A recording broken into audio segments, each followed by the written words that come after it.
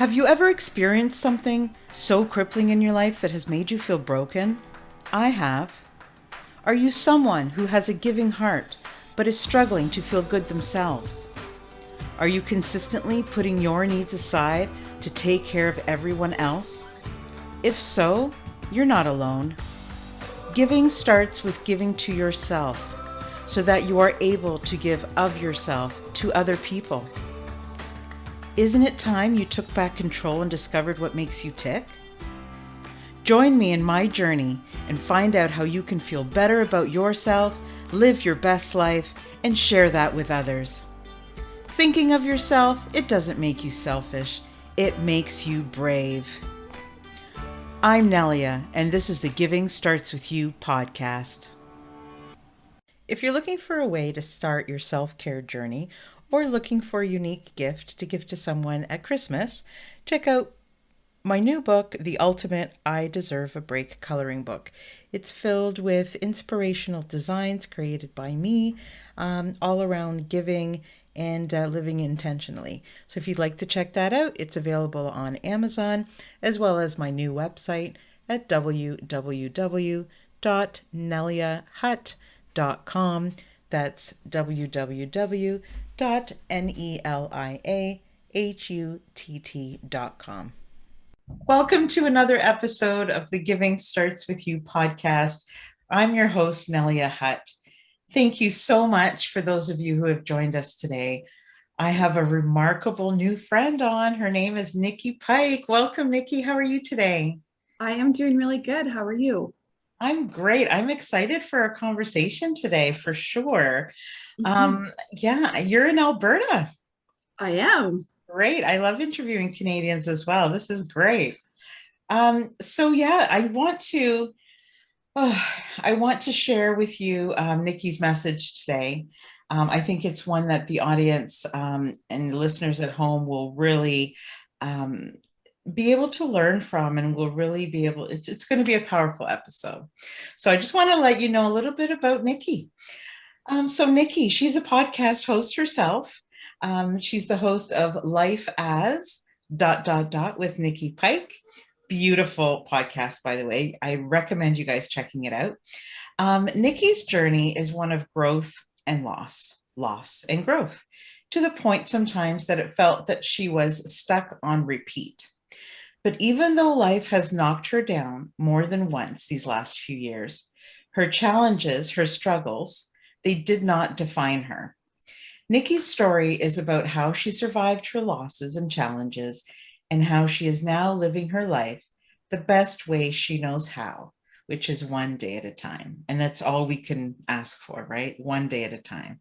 One day at a time. Yeah. So thank you so much, Nicki, for coming on the show and feeling that it's a safe place to tell your story. And I love when people can do that and come from a place of honesty. So thank you so much. Yeah, I'm happy to be here. I think sharing, well, I always say it, sharing is healing. So yes. And I love your podcast. I know I've said that, but it's great.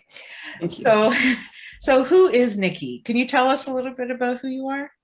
Well, I can. Do you want me to go back or start the last 5 years?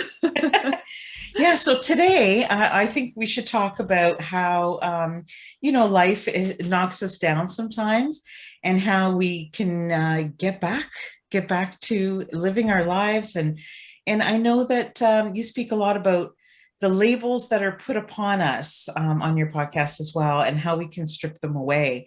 So if you could tell us a little bit about, I know that you have experienced some loss in the last 5 years, and Yeah, I think for me, the part of my life that I've been sharing and that's been helping me to heal through sharing is, it goes back to 2015. So it started with my divorce, and divorce comes with a whole bunch of labels.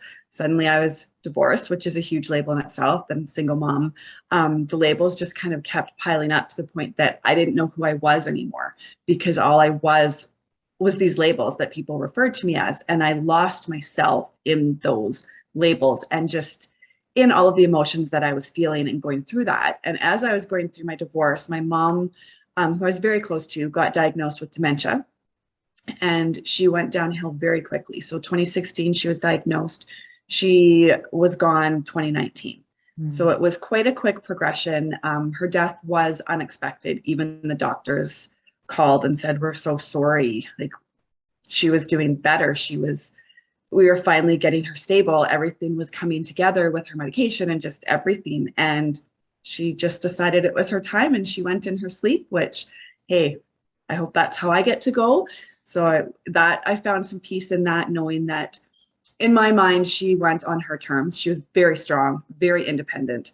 And I believe she went on her terms, and she wasn't suffering anymore, because dementia is a really awful disease. So there's two losses there. It's the loss of you're losing your mom to dementia, because now you're learning a new side of her, and then the loss of her passing away. Yeah, and right before she had passed, like, I every day with dementia, yeah, you almost lose another piece of them, because you see a shift in their personality, you see a shift in their physical, you see something else that's been taken from them, which was being taken from me too, because she was my mom, and her and my daughter were so close. And so I was watching my daughter. I mean, she was 3 during the divorce, so she was very young, but my mom babysat her all the time so I could work. So we had this as kind of the three of us. It was always me and my mom, and then it was me and my daughter and my mom. And so watching my daughter grieve when she didn't know what was going on, because she was like just turning 6 when my mom passed, it was really hard. So yeah, there was a lot of loss before the loss, if that makes sense. Absolutely. Yeah, and then Mm-hmm. I really struggled with losing my mom. I felt like I had overcame things in my life before that. Felt like I had, I had things that I had overcome. So I felt like I was a very strong person. And then in losing my mom, I didn't feel so strong anymore. And I went to a place that I don't think I ever saw myself going. And that was part of my struggle with losing my mom. Was for the first time in my life, I didn't know what to do. I mean, with my mom, it wasn't so much I didn't know what to do. I couldn't. It's like, I just couldn't. And then I kind of she passed away at the end of March 2019. And so it took me the rest of 2019 to really pick myself back up. And 2020, I started to do that. I went to Costa Rica for a work conference. I took my daughter to Hawaii. I was just trying to get back out and get to living. And then COVID hit, and suddenly I was a single mom, parenting and teaching and running a business. And I mean, we all know what COVID was like. So that was great fun. And then December 1st, 2020, my brother fell and hit his head and died of a hematoma. So that one, there's a lot that I haven't actually talked about in my podcast in regards to my brother and his passing yet. He very much struggled with losing our mom and her dementia, and he had never recovered from that. And in his struggle, we had lots of big conversations about, getting him healthy, and he needed to take some steps, and he needed to do some things. So when he passed, I actually thought that he had made that choice himself. And I accepted that. The day that I got the call, the day that he passed, I was like, okay, if this was his choice, then I will honor him and respect him in that. And then we got the autopsy results and found out he had died and hit his head from the hematoma. And then I got really angry. Oh, I don't know if I've ever felt anger like that in my life. Yeah, it's a freak accident, right? Like, just something that could have happened to anyone. I'm so sorry for both of your losses, and other losses that you've had. It really it changes who we are. It changes how we feel about things. It makes us look at life differently. That was my experience, and it's very surreal. Yeah, it is surreal. And with my brother, I really didn't know what to do. And in my mind, I was like, no, I do know what to do, because you survived losing your mom, so you'll survive this too. But the logic just wasn't there. And like, I've had people ask me, it's so hard. The question, I even struggle saying the question out loud, but like, would I change anything if I could? And it's such a hard question because I'm like, well, I've learned so much about myself and I've grown so much through all of this that I love who I am today. And I would never want to change who I am today because of the losses. But yeah, I'd do anything to have them back. So how do you answer that question? Yeah, I totally understand your reaction to that. I do. Although, yeah, without getting into my story, because it's not about me, I understand that completely. Yeah. Mhm. Well, I mean, I think all conversations are about both people involved. So, I mean, share away if you want to. Yeah, it's just people don't always know what to say. Sometimes things come up that maybe shouldn't be said. And they don't always come from a bad place. They come from a place of uneasiness. Even myself, I don't know sometimes what to say when I hear somebody passing. And it's awkward, because there are no words to explain how sad you feel for somebody who's lost someone. So I don't feel that those feelings have words that equalize what they mean. So it's very hard for me, anyways, to find the words to tell someone because you say you're sorry and then it's like, well, what are you apologizing for? And then you say something else and nothing feels right. But at the same time, there are people who sometimes ask us questions that I would rather have not heard, like, why is this taking you a long time? And we all lose somebody, get over it. And these are all things that maybe you have heard. I know that I've heard. I know that other people have heard. And they can be hurtful. So sometimes if you don't know what to do, but you want to be there for somebody, ask them what they need. And we don't always know to ask that question. So I think it's important to bring it up just because everybody needs something different. Not everybody cries. Not everybody hides their feelings like I did. Not everybody tries to escape and avoid their feelings. Some people really do want to talk about it. So find out, because what you needed in that moment, you may not even have known. But if Mhm. somebody came out to ask you, maybe it's something you would have thought about. And then when you were ready, you could say, hey, you know what? I really need this. I think that Yeah. would be comforting. I think, like I haven't heard any of the like it's been a while yet because it was two fairly close together. So I think anyone's a little scared to venture.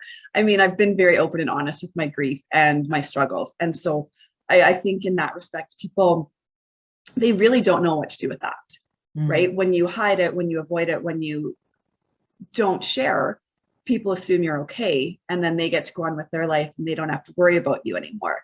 mm, But when you do share, and so for me, I mean, I had more of those thoughts like, okay, like it's almost been, it's 2.5 years since mom died. Like sooner or later, you've got to get over this.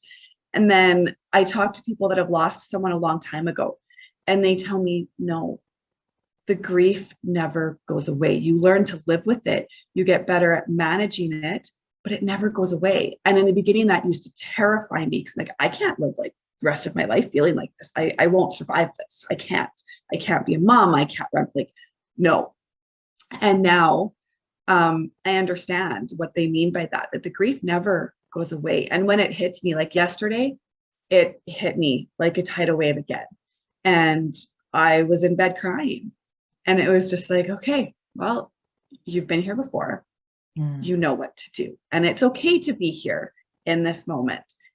But I did know what to do. So I let myself feel it. I let myself, even though it feels like weakness and all of those things that we're not supposed to, I just let myself stay there until I went, okay, now you're going to get up and now you're going to do this because that's what's going to make you feel better. Absolutely. And the people that we lose, they affect us in so many different ways. I mean, this is your family. It's just somebody, these are people that, and even if they weren't your family, but people that have impacted who you are. They've molded, your life would not be the same if it wasn't for them in it. It's huge. And I don't know if you agree with this or not, but like at first everybody just comes around and wants to make sure you're okay. And then when things die off, people go back to their own lives.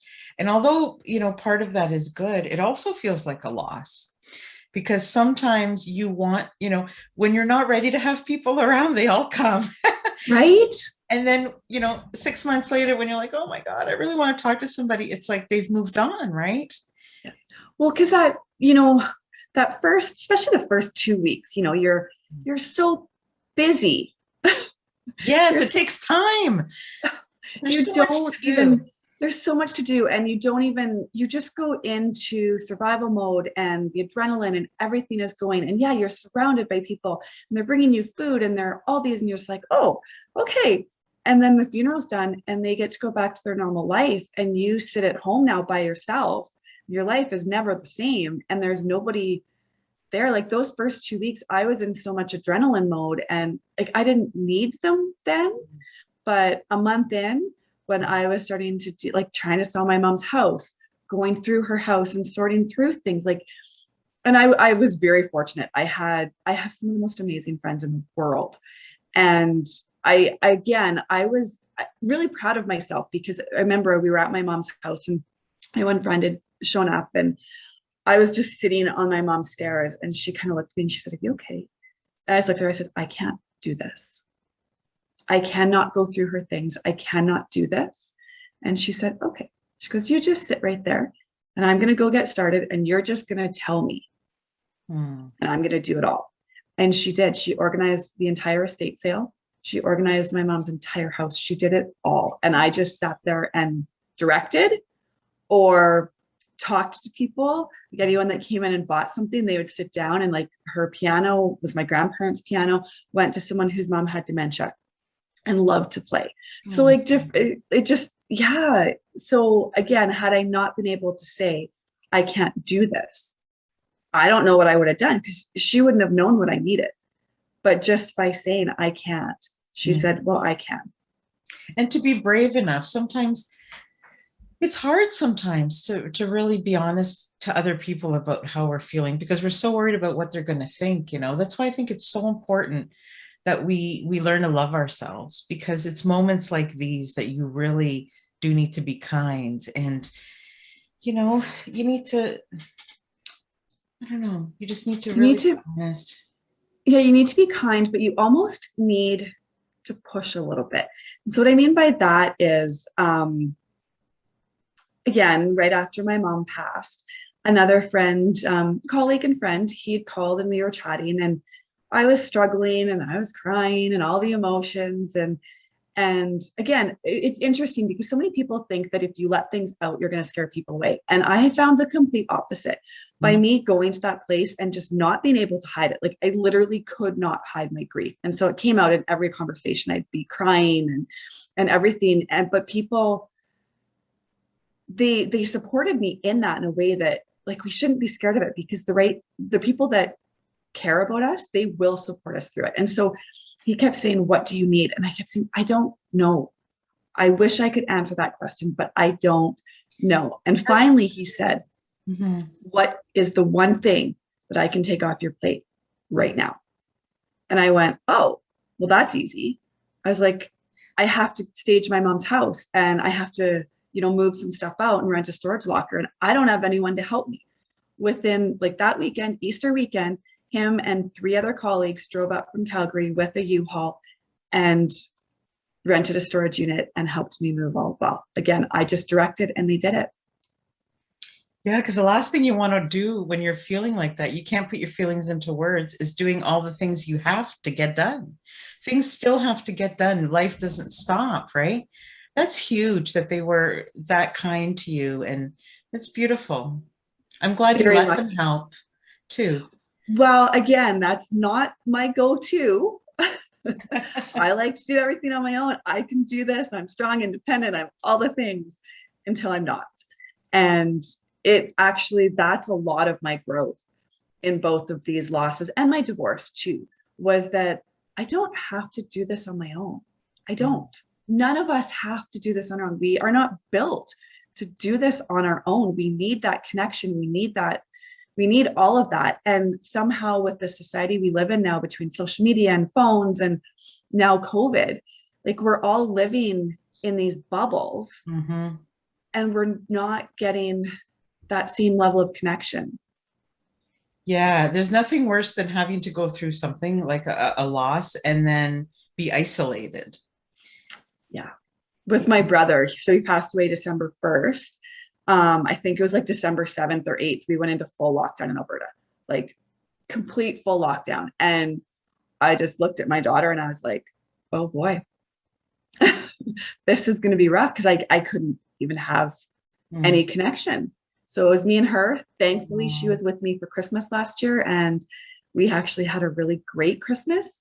Yeah, so it was good.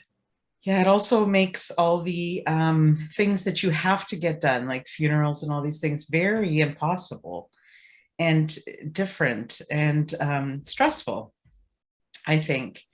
Um, yeah, the I don't know, it's brave to be able to do. I'm so glad that you didn't shut down your emotions. Like for me, I suppressed my feelings for 12 years because I had to take care of everybody else. I felt, which wasn't true. And it can cause uh, disease, if you Yeah, hold things in. So I think it's so important for people, as difficult as it could be, to try to let people in during those times. Because really it can prevent a lot of things. It can prevent addiction, mental health issues. It can prevent, just being physically sick. Um, absolutely. when you're storing all of that inside, like loss is difficult enough without all of those things added Well, to and it. I think, yeah, one thing that I've learned too is that our bodies, yeah, or my body anyways, stores everything I'm feeling. And if I don't let it out, then it will manifest physically. It will manifest in ways that I don't even know. And so I always say, and people still look at me like I'm crazy when I say this, I'm like, I still cry every day. Sometimes they're happy tears. They're not always sad tears. Like I am just a crier. Never used to be. I never used to be. And now, yeah, it can be happy tears. It can be a commercial. It can be my dog. It can be my daughter. Something sets me off. Lots of times they are still sad tears, but I know that's my body releasing Right. all of these stored emotions. And the other side of being brave enough to come forward or open up and share, again, I was very, very fortunate that the people in my life allowed me to do that. Mm. And what happens a lot of times is we get brave and we share, or we're in a place we don't have a choice and we have to start letting things out. And the people around us don't give us the space or hold space for us to do that. And we get taught it's not safe to Mm. talk about what we're feeling. So again, had I not had those reactions from people around me that they stepped in and held me through that, I'd probably be telling a very different story today.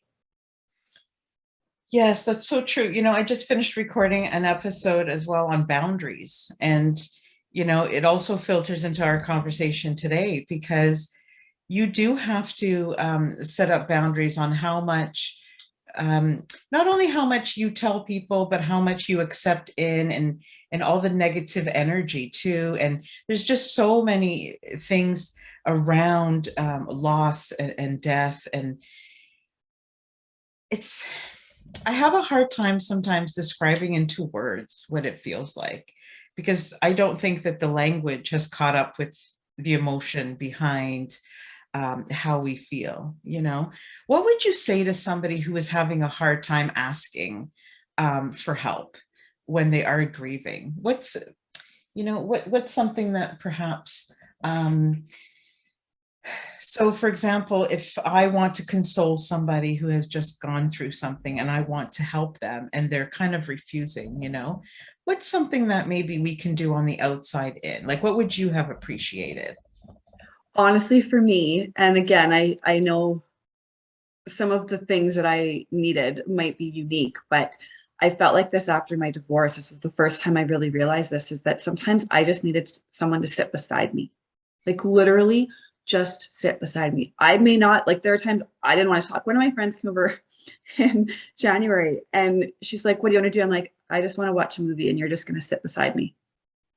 She's Or like, talk to me? Yeah, yeah, I did the don't, same thing. I don't have the energy. I don't have the capacity. I don't have the language, but I don't want to be alone. What do you do? I'm like, I just want you to come and it was COVID. I'm like, you can sit at the other end of the couch and I'll sit at this end and we're just going to watch movie. So I'm not alone. And she's like, okay, I get a night out too. Yeah. But it's so good that yeah, we're in tune to ask for that, because sometimes it's the little things that are so big. For me, it was, can you call these family members for me? I don't want to Yeah. have to repeat this whole story again because it just makes it like meaningless for me. Like the more I told, well, I'm sorry, but I have to tell you that this person, the more and more and more I did that, it became like crazy. I just felt like on repeat and repeat, and the pain kept coming and coming. And then you just become so numb when you're telling people, you're like, well, I didn't really say that with any emotion. They probably, you know what I mean? Like, I do. it's just, can You you just almost, please tell them, yeah, you almost like detach from your body and it feels like you're watching yourself have this conversation. And like the day that my mom passed, when the hospital called and he's like, do you want to come and say goodbye? And I was like, no, why would I want to do that? And then I hung up and I went, oh my God, I have to go and say goodbye. So Mm. I drove out to say my goodbyes. And then you go into, or at least I did, into this logical place. So I went out, I spent a couple hours just sitting with her, Mm. and it was really hard to leave. But eventually I had to. And then I was like, oh, well, my daughter's dad was in Mexico. His family's in Palm Springs. Like I had no support even for anyone to take her for a Mm. night just so that I could cry. Although she did say I kept her up crying. So, I mean, it's not like I didn't cry, but she was Yeah. also very sweet. She slept with me every night, just her choice. She's like, Mom, I just want to cuddle. I'm like, okay. But so after I said my goodbyes, I was like, I need groceries for the week. I'm going to go grocery shopping. So my dad was with my daughter, and I just called him like, hey, I'm just going to stop and get some groceries. And he's like, okay. So something someone could have done in that moment would have been, why don't you come home and I'll go get the groceries, right? But he also knows me that if I say I need to do something, I need to do something. So I went to the store and I bought my groceries, and just like numb, no emotion, no anything. I get to the till and she's like, oh, hi, how are you? Looked her dead in the eyes and said, my mom died today. Oh. And she just went, and I didn't say, I'm sorry for, like, I was just like, yeah, just Oh. nothing. And she's like packing my groceries. I don't know if I don't know, but it was like I was watching somebody else in that moment just say with no emotion. And why I said it, I don't know. But it was just like, just my mom died today.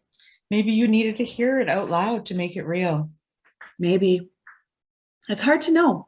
But Yeah. yeah, going back to the question, like I think sometimes we look at someone and we think, oh, well, they've got their family around them.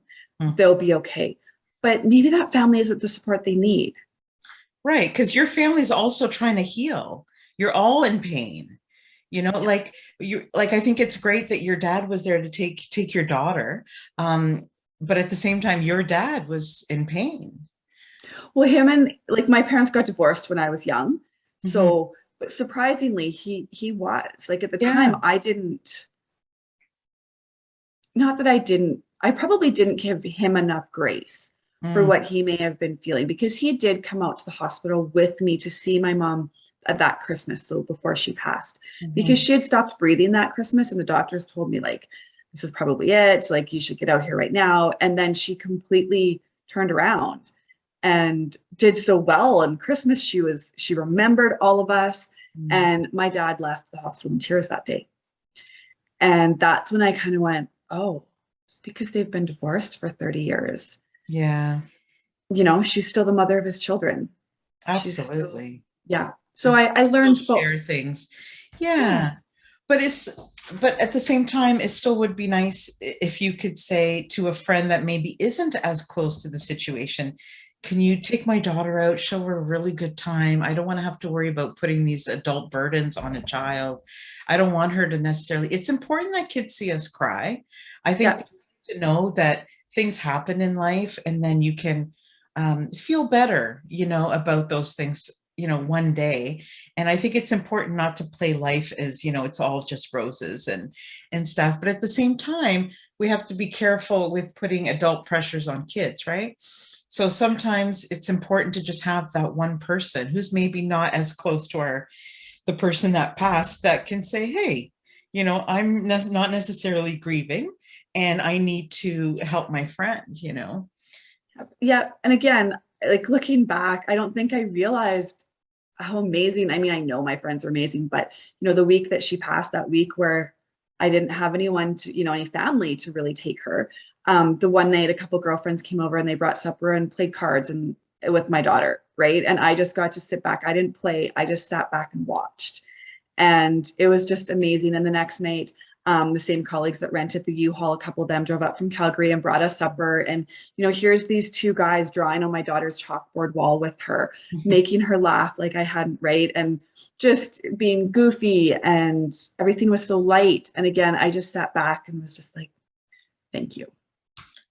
Yeah, it allows you not to feel guilty about taking care of yourself and what you need to think about. Sometimes when something like this happens, you don't even know where to start. Like, you have anger, you have regrets, you have guilt, you have sadness, you have shock, you have so many things that you need to just be numb, to take the news even in. Like you said, the first 2 weeks, sometimes even a month, is all about preparing for what is this going to be like. Let's get the funeral arrangements done. All these horrible things that you never thought you'd be in a place to have to decide. Even that first year though, because it's the first birthday, it's the first Mother's Day, it's the first Christmas. I've felt that with my mom. I don't think I grieved that whole first year. I thought I was grieving because I was so sad and angry and all those things, but I wasn't really grieving yet. And the anniversary for my brother's is coming up in a month today. And I kind of, it's like, wow, I've made it a year without him. And so I made it through all those firsts, but I don't think I've truly started the grieving process. Yeah. And it's okay. It's okay. Everybody has a different timeline. Everybody grieves in a different way. Some people are more outward about it than inward, as you know, and it's okay. And if people don't give us that space, it's okay that we ask for that space. Life doesn't return back to normal. We start, I don't know about you, but I hear, and same for me, but I hear a lot of people re-evaluating what's important to them. And because death is so final that sometimes it really does change who we are completely. And that could be a good thing, and that could be a bad thing. It just depends. Yeah. And I think, again, the support is so big. And if we don't have that support, like even I had the support, and I still, for the last 6 years, I have had therapists and coaches, and I wouldn't have made it through this without my friends, but I also wouldn't have made it through this without, because it's like our kids, right? We can only put so much of this on the people in our lives. No matter how great of friends they are, no matter how great our families are, we can only put so much of what we're feeling on the people in our lives on a daily basis. And so the therapy for me, it just gave me that truly. And I remember when my brother passed and I went to the same therapist, and I was like, I don't know what to do, because I feel like I just went through this and just dumped all my emotions on all of my friends. And I just can't do that again. I can't do that to them again. But this is feeling harder. Like, what do I do? And she just kind of looked at me and she said, well, I can take it. Aww. Dump it on me. And I said, okay. Thank you. Because but I needed to put people off and be like, oh, here we go again. You don't, even though they're great friends, I mean, people only have certain amount of limits, right? Too. Well, and they have stuff going on in their lives. Exactly. Yeah. So I'm glad that you did that. I'm glad that you reached out. Not everybody does. So it's so important to have somebody outside of your circle, but that can help you. Because the people in your circle, they are grieving and they grew up the same way. So their perception's the same. And you do need somebody to come in and kind of show you a different side, or allow you a safe place to talk about it without worrying about how they feel. Even sometimes when we're talking with our friends, like for me, I know the back of my mind, I'm always like, okay, I hope, is that just too much? Or how much do I say? Or I'm worried about offending them, or if, how they're going to feel. With a therapist or somebody like third party kind of person, they care, but they're more there to separate their feelings from, what needs to get done. Right. So I'm glad that you did that. Well, and in that moment, what she did for me was she gave me permission. And I think that's something we need to do for each other more often, is give each other permission Mm. to feel what we're feeling, share what we need to share. And yeah, we obviously can't dump everything on our friends all the time. But just holding space, giving permission, to me, those are the things that I've learned. And a therapist, I mean, she gave me tools, so many tools that, again, I wouldn't be where I am today if I wouldn't have made those choices to go and talk to her. What are some of the tools? Do you mind sharing a couple with us? Yeah, I mean, so many tools. So one of the first things, and I mean, these are kind of throughout the last few years, so they're not all directly related to grief. They're related to just different things that I've gone through. But one of them is to take the word should out of my vocabulary. I should have gone to see my mom more. I should have pushed harder for my brother. I should. And it's that guilt and shame all wrapped up into one word. And that this was a male therapist, and he said, you need to take the word should out of your vocabulary. You could have done those things. Mm. You didn't. So forgive. Take the word out of your vocabulary. And I was like, oh, okay. Like that really clicked for me. Another one is sometimes when I get into this loop, and I go to a dark place and I struggle with pulling myself out of it. And so this was very early on. And this therapist said, you know what? You're going to give yourself a certain time every day. You can do a time in the morning, a time in the afternoon, in the beginning, and you get to do whatever you need to do, like cry, scream, yell, whatever you need to do during that time, you get to do that. But then when the time is up, put it away, knowing you get to come back to it this afternoon. And as you do that, again, you're giving yourself permission to feel everything you need to feel, but you're also scheduling that time. So when the time is up, it's like, okay, now I'm going to put that away and I'm going to go on with my day. And then as you do that, you're training your brain really how to feel those feelings and how to manage those feelings. So those were two big ones. I think that's great. Yeah. Because then you're carving out intentional time for what needs to be dealt with too. But then not staying there. Not staying there. So you're letting yourself feel. And again, it's that you give yourself permission. So many times we deny ourselves the permission to feel because we're scared. Like it's scary to feel big emotions and not be in control of them. Well, maybe that's just me. I like to be in control. So that was a tough one, but yeah. And then just so many little, well, I mean, I say they're little things, they sound little, but they're really not. Right. And then the other big one was, and this is actually what helped me pick myself up after my brother, was picking one thing to do for myself that day, like in that moment. And so for me, I have like this green powder that's like all the nutrients and veggies and fruit all into a powder. And I always would drink this in the morning. And whatever it is that takes me to a dark place, it's the first thing I stopped doing. And then I stopped getting outside, and then I stopped going to the gym, and I stopped doing the things that make me feel good. So not drinking the green drink was my spiral down. It suddenly became my spiral up. So that was the first thing I did, was every day I started making my green drink again. It sounds so silly. It takes 30 seconds to dump the powder in and mix it up and drink it. It's not silly. Yeah. That's what did it. Silly. It's also the part of the scheduling and getting into a routine and getting your life back in some kind of normal, plus the health benefits of the drink, right? But it's true. Like I was going to ask you, what do you do for self-care? Because I think that's so important to give yourself that space, right? And the permission to love yourself and be okay with those days that are not okay. Yeah, I was talking to a girlfriend on Friday night because she's going through some tough things. And it's been great. Like I love watching my friends kind of start on a similar journey as me when it comes to the self-growth and the therapy. And like, I love when people call and say, who's a good therapist? It's one of my favorite things. I'm like, yay, because again, there's so much learning to do. Anyways, and I just said to her, like, the whole, it's okay to not be okay, but self-care for me can mean carving out time to go to the gym. It can mean taking my dog for a walk. It can mean having a bath, reading a book, all of those, booking a massage, all of the things that, we're told to do.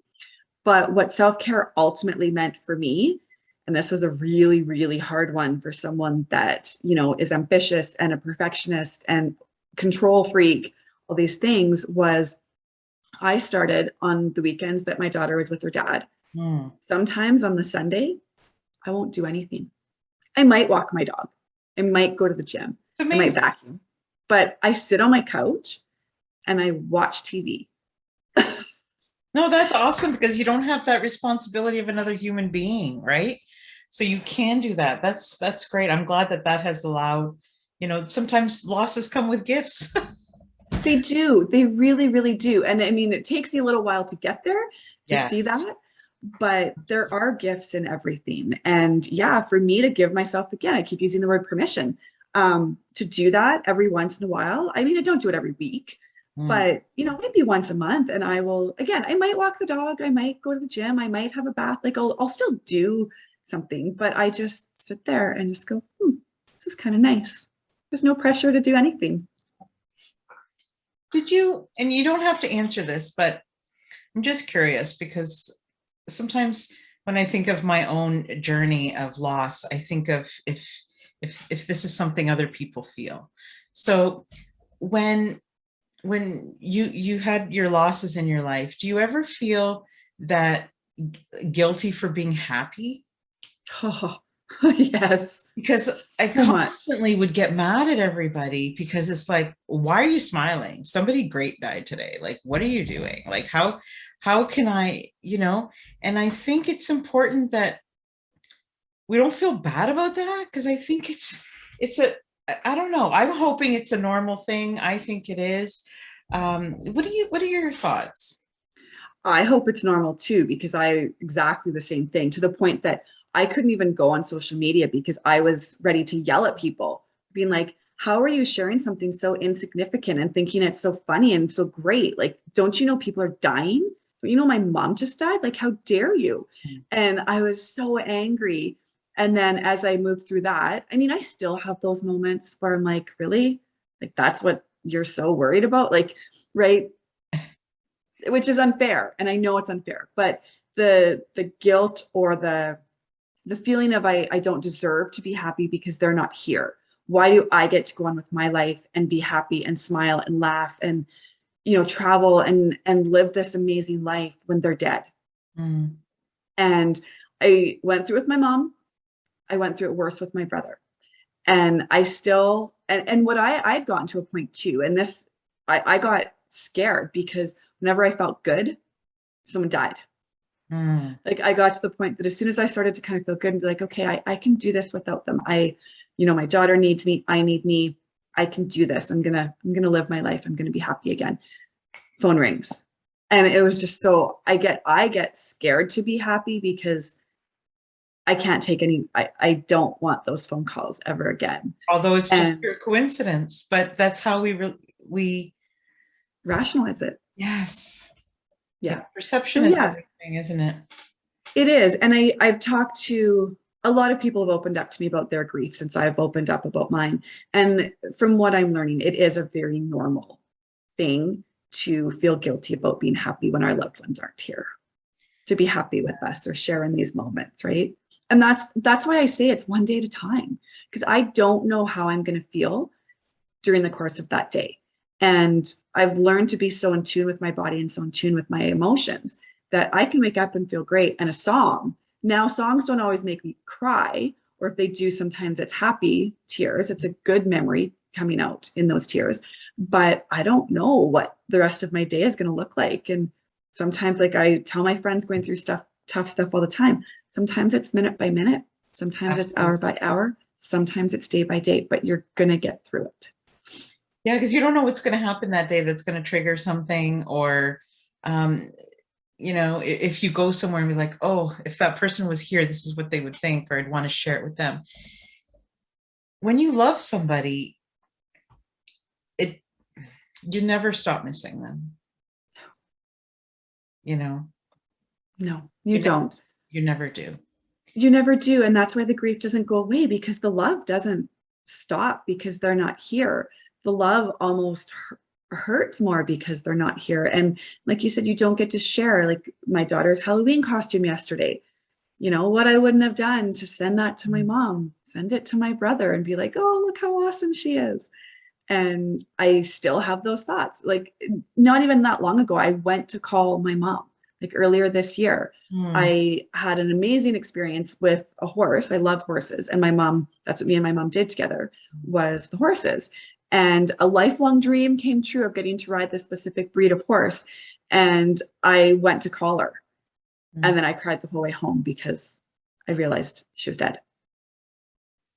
Yeah, I'm It's so taken me sorry for those moments. Yeah. yeah, and it's taken me a long time to say, like I've said, that she's gone, she's not here, she left me, but to say she's dead, that's new. Like I'm just being able to say those words. Yeah, because it sounds so blunt, but it's the facts, Yeah. but yeah. Um, I'm glad that you're working through things, and it's a long process. Like I'm still working through losses that I've had too.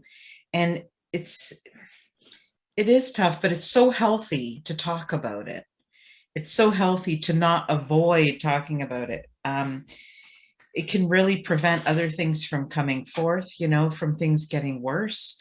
And I think that we can still continue our relationship with the person that has passed away, just in a different way, take it from, we have to change it from one of being present to still feeling them around us. Like it doesn't mean that it's not okay to talk about them. It doesn't mean that it's not okay. Like it's still okay to talk about them and to experience them and feel them, even though it hurts. It hurts, but I would rather have them, have had them in my life and feel the pain that I do now than not have that relationship at all, which is hard too.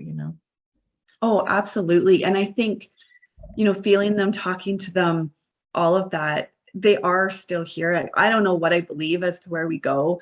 I really don't. But I have to believe that they're still with me and that they saw my daughter in her costume yesterday. Yeah. And, and like at my brother's funeral, of course, it was during COVID, so it wasn't much of a service, but I talked about he didn't get his driver's license when we were kids, and he was a couple of years older than me. And so I had a truck because of the horses.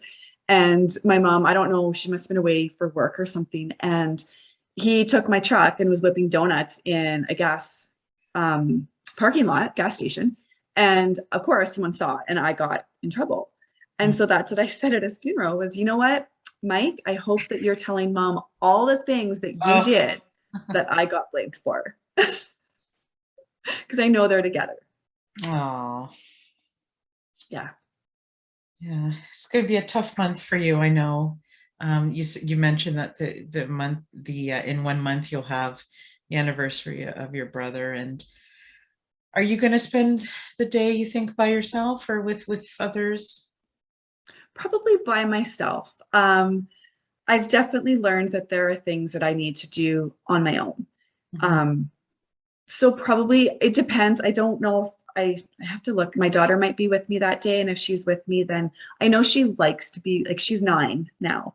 And it's amazing how perceptive and kind she is. And I think that, it's tough that she's had these losses for Oh, such a brilliant young, for it. yeah, but I mean, the person that she is becoming, like, she's like, well, mom, I don't want you to be alone on that day. And I know. And I'm like, oh, Precious. honey, like, she's just amazing. And, going back to your question a little while ago, where you asked, like, what can we do for people grieving? One of the biggest things is let them talk about their people. Yes. And don't be like looking at your watch. It's like if you don't have the time to have a conversation with me, please don't. Or Yes. if you ask, if you really want to know how I am, be prepared for the answer, because it's going to be more than just one word. You know, if you don't have the time at that moment, then don't start something, because I'm going to need some time. I'm going to need some time to answer you and to do all these things. I think it's really great that you're preparing yourself for um, to have that time if that's what you need. And when you get to that day, you may need something completely opposite, and that's okay too. Um, what I don't recommend, because I've done all the wrong things, um, is not giving yourself that time and then the next day kicking yourself because why did I let that day go by and not think of this person because I was trying to be strong or whatever it is. Don't have regrets, and just go with what you're feeling at the time, and don't let anybody dictate what that is. Like, everybody has their own timeline. Everybody has um, their own feelings. And, if you lose somebody and you don't cry and that's the way you deal with it, then that's okay too.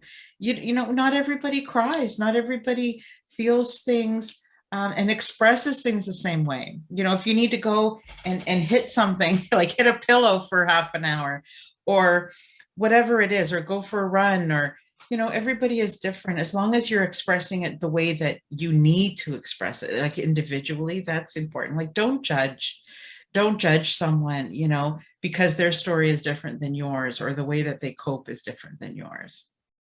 I think we just need to stop judging. And, you mentioned labels in the beginning. To me, a Yes. label is judgment, right? We use words as our judgments, and we put labels on these people or on each other, on ourselves, as a way to judge and label. And these words then have effect on people. Like I don't know. I know we all have our labels, and yeah, I talk about them in my podcast a lot. And the grieving, like being told I was strong. Well, you're strong. You'll get through this.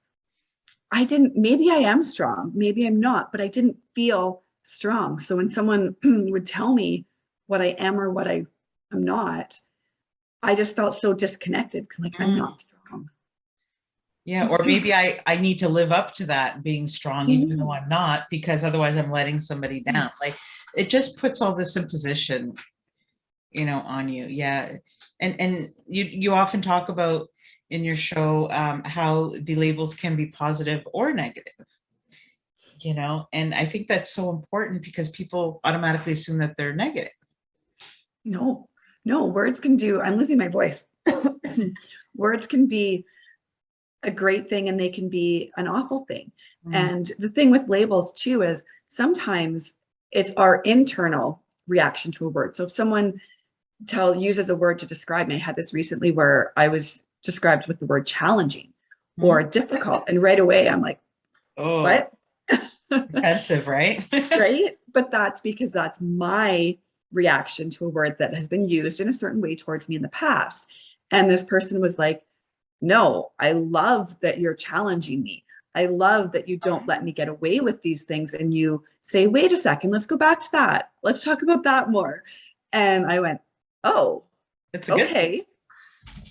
For that person, those words were a good thing. So it just goes back to the whole labels can be good or bad. And the same word can be used as a good label or a bad label. And it depends on the interpreter and the person seeing the word. That's true, based on your own personal experiences too. Yeah, for sure. Like, sometimes people say, oh, I'm crazy, or I'm too open with my heart, or I'm too emotional. But I'm like, I'm okay with that. Like, you might think it's a negative thing, and maybe I did most of my life as well, but now it's something I celebrate, having emotions, because I didn't for so long. So it just depends on how you interpret what people, do you believe them? Do you not believe them? There's a lot of layers. Yeah. And that's like when I started my podcast, I was like, labels are terrible. And now I'm like, wait, maybe I need to reframe my view on labels. And so I don't know which ones you've listened to, but I'm kind of starting to do that now, where like the last one I used a lot of the too labels, too skinny, too emotional, too this, to that. And it's just kind of like, okay, but where do those come from? Yeah. Why am I? Tell me that? Like, Yeah. who measures that? Is there like a metric? Like, is there really a measurement for those things? Exactly. What do we base it on? Where's yeah, I want to get rid of labels for sure. Me too. And Because even though, yeah, even the positive ones are still, can still have a negative effect, if that makes sense. Like I just, again, judgment to me comes out in our words. It comes out in how we speak to each other. And I just, yeah, we need to strip away labels. That's it. And none of us are perfect. I mean, I do it too. You know, I judge people at times and then catch myself after. And it's just, I think it's a habit we all need to break too, because we don't necessarily do it intentionally, but it's there. You know, it's sometimes there, and we could really be upsetting someone by doing that, and we can have the, you know, leave the wrong impressions. So many times we identify ourselves but with what we think other people want us to be, you know. And Yes. grief is the same way, and labels is the same way, and just stop imposing ourselves on everybody. Like our thinking does not mean, the way that we think is not always the right way. So not everybody needs to think like us, feel like us, look like us, be like us, you know. Yeah. But I think we need to also be be accepting of who we are. And if there are things about us that we don't like, you know, be curious enough to change those things, you know, and to take care of Curiosity. ourselves. Yeah, so important. Yeah. I love curiosity. And I always talk about giving ourselves permission to be perfectly imperfect and giving the people around us permission to be perfectly imperfect, because we know we're not perfect, but yet sometimes we have the expectation that we need to, or we have these expectations in other people that, yeah, they need to react a certain way. They need to say this or do that. And that's not fair because they're not us. They have a completely different experience, a completely different life that has shaped who they are. So there's no possible way they can know what we need in that moment because they're not us. So like if we don't accept people for that, and that's part of it too, if we can accept that we're all perfectly imperfect, then the judgment starts to fall away. Mhm. I mean, how else are we going to really grow? You know, unless we can really dissect some of the things, you know, about us and why do we think this way? You know, instead of, yeah, I just don't like it. Well, why don't you like it? Like as a parent, I hated that when I heard other parents just say, oh, you shouldn't do it. But why? Because I said you shouldn't.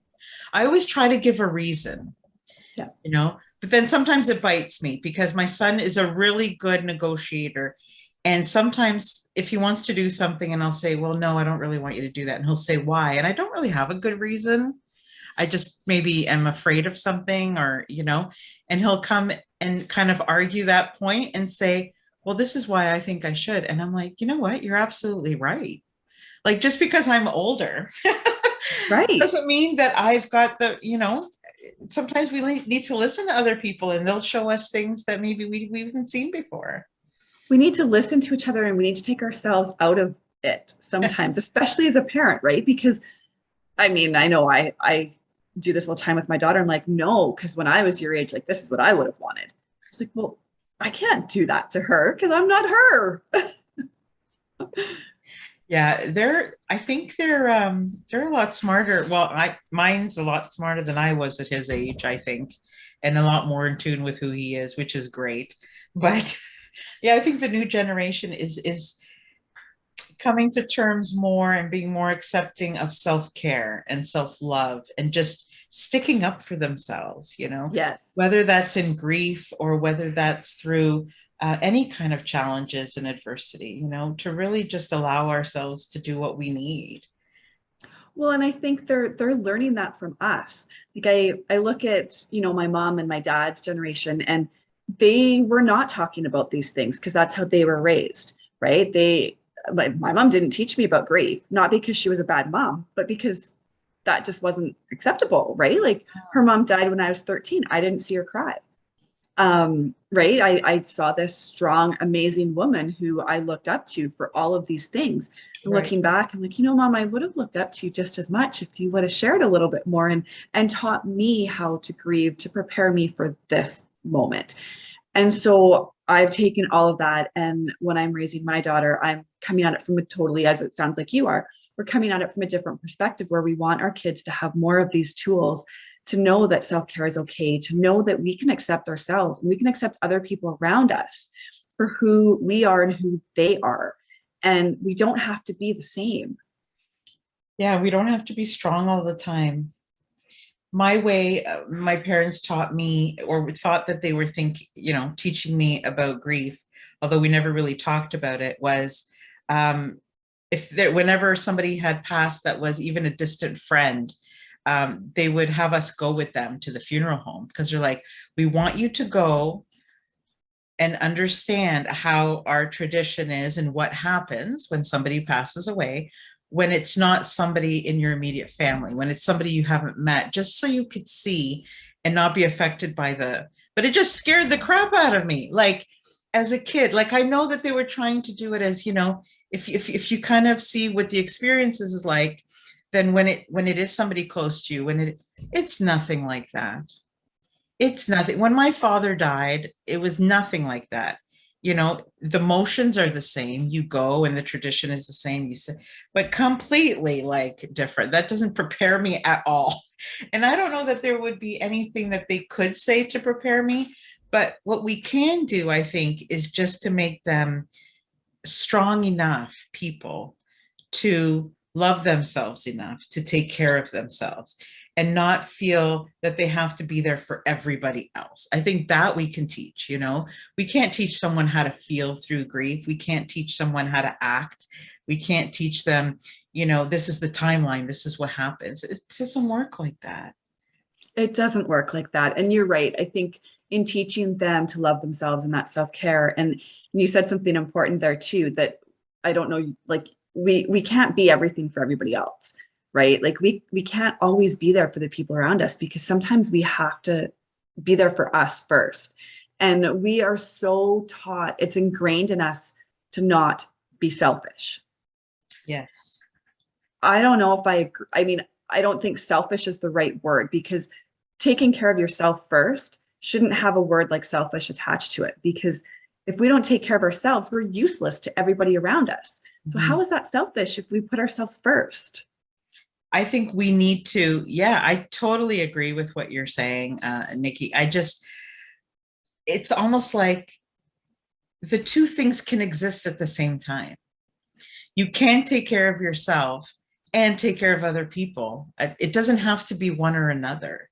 It's just Right. if you have them both, your life, I think, is richer. I think you're able to do both things better, you know? Well, and I think for me, it's about honesty. Like I have said to friends, I want to be here for you and I will be, not in this exact moment. Can I call you tomorrow? That's great. I Can I like call you that. later? Yeah. I like that. I do want to give you my attention. I just can't do it right now. And that shows that you love them and that you want to get back to them and that they mean something to you. And that, I think that's beautiful. Well, and when I like that's not a right, that's when I'm in, the depths of my grief that I don't have the But I capacity think because I it's don't have anything. beautiful because you're being honest with yourself and you're asking for what you want and what you need in that moment. It's not something ideally we wake up and we want to put people off. It's not that. It's just that I'm glad that you did that. Like, I think that's very healthy, is what I mean, for yourself. Well, it enriches the friendship because then when I do call them back or call them the next day, then I actually have something to give them, right? And I can give them my full attention. I can give them my full energy. I can say, okay, let's, I'm all in. let it up. I'm all in. I'm here. I love that so much. Yeah. Yeah, because we do have to show up for people, but we also need to let them show up for us. Very much so. I'm so glad we had this conversation. I mean, we didn't talk about labels as much as I wanted, but I kept wanting to talk about grief. So, listen to her podcast. And honestly, I've learned a lot from you today. And thank you so much for sharing with us. Is there something else you wanted to talk about that we didn't get a chance to mention? I think the biggest thing is learning from each other. So, with my podcast, I've had a few guests on that have gone through traumatic experiences or traumatic losses. And it's like you just said, you learned from me today. I learn something in every conversation when people open up. And so I've learned things from you today. I've learned things from every guest I have. And just imagine if we all took one step forward in opening up and sharing and listening to each other, how much better of a place the world would be. Yeah, and in your podcast, you mentioned that the more you opened up, even though it is tough, the more you opened up, the more other people opened up. Because you create a community that says, it's okay. I'm not going to think less of you. I'm not going to think that you're weak. I'm not, if anything, I'll think that you're even stronger, and you'll feel stronger in sharing. Yeah, I kept getting people were messaging me and saying, like, you're so brave. I love reading your words. Keep sharing. And then as time went on, I was getting messages saying, oh, my mom died of dementia. My dad died of dementia, so and so. And, your words just take me right back to that place. And thank you. And then they talked to me about that. Or I have a girl I went to high school with reaching out to me right now because her mom's going through a few things. And if I wouldn't have shared, Mm. she wouldn't know what I went through. She wouldn't have reached out to me so that I could support her through this. I love that so much because loneliness is something that I would like to eradicate as much as possible with this show, and the fact that you do that, it's beautiful to me because you're also preventing people from feeling isolated and feeling alone. Even though sometimes we feel like that ourselves, it's important in those times to remember how horrible that feels. And that's why we reach out to other people. Sometimes we start sharing our story for us, but it quickly turns into so much more than that. So much more. And I think because I was so raw and honest in my sharing, people know that there isn't anything that they can say to me that I haven't already said or felt. So I've become this safe place for a lot of people, which is amazing. It's so beautiful. Thank you for that. Honestly, I can tell that a lot of people have been touched by connecting with you, and I have as well. So I appreciate that so much. Thank you. Thank you for a wonderful conversation. And everybody be sure to check out her podcast, Life as ... with Nicki Pike. And yeah, connect with you on Facebook too. I want to see, be a part of your community. I tend to have some pretty open moments on there as well. So yes. That's great because it'll encourage other people to share as well. And that's what we need. We need a world where we can be open and share with one another without judgment. So thank you for creating that. Thank you for joining me in the journey. Thank you for tuning in to this week's episode. If you enjoyed what you heard, please subscribe or leave a review. See you next week on the Giving Starts With You podcast.